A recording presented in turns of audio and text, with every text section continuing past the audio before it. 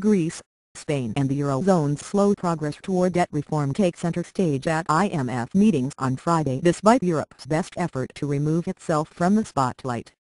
The International Monetary Fund recommended that some of Europe's debt-burdened countries take a bit more time to reduce budget deficits, arguing that moving too fast is counterproductive because it hurts the economy. But Germany, Europe's largest creditor country and the key to any lasting fiscal reforms, pushed back against that advice and said reversing course on promised deficit reductions would only weaken credibility. Thank you for trying verbose. This recording will go away once the product has been purchased. The Eurozone does not lack the financial wherewithal to stem the crisis. What it lacks is the political will, former IMF official Eswar Prasad, the senior fellow at the Brookings Institution in Washington, wrote in the International Herald Tribune. While the IMF has advocated a slower approach to debt reduction, it urged swifter policy action, both in Europe and the United States, to remove economic uncertainty and help lift anemic global economic growth.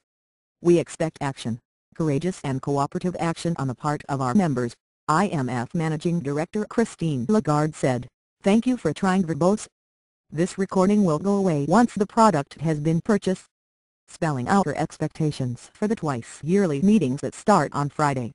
In Europe, the IMF wants to see more progress toward promised reforms that would create a tighter fiscal and banking union.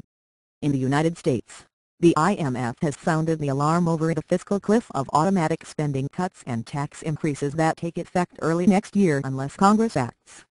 European officials insist they are on track to deliver reforms, and want to see closer scrutiny of the U.S. fiscal issues instead. U.S. Treasury Secretary Timothy Geithner said Washington has a thank you for trying verbose. This recording will go away once the product has been purchased.